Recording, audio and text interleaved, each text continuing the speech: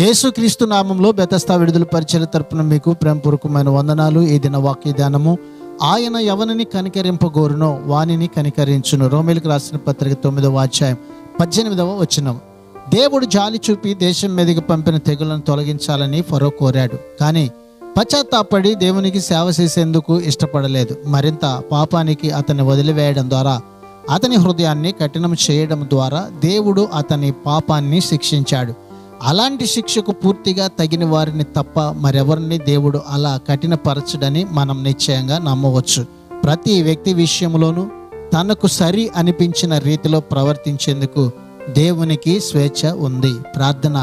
మమ్మల్ని మిక్కిలిగా ప్రేమించిన మా ప్రియ పరలోకపు తండ్రి యేసయ్య, నీ మహాకృపను బట్టి ప్రేమించి మరొక నూతన దినాన్ని మాకు ఇచ్చినందుకు నీకు వందనాలు, స్తోత్రాలు చెల్లిస్తూ, అయ్యా నీ కనికరమును మేము పొందుకొని నీ ద్వారా ప్రభువా కలిగే ప్రతి మేలుని, ఆశీర్వాదాన్ని అనుభవించినట్లుగా నీ యొక్క సన్నిధిని, ప్రసన్నతని ఈ దినాన్ని ఈ బిడ్డలందరి మీద ఉంచమని, వీరి కొరకు నీ కనికరం ద్వారా కలిగే ప్రతి కార్యాన్ని జరిగించి మీరు మహిమ పొందమని యేసు పరిశుద్ధ నామంలో ప్రార్థించి అడిగి వేడుకుంటున్నాము తండ్రి.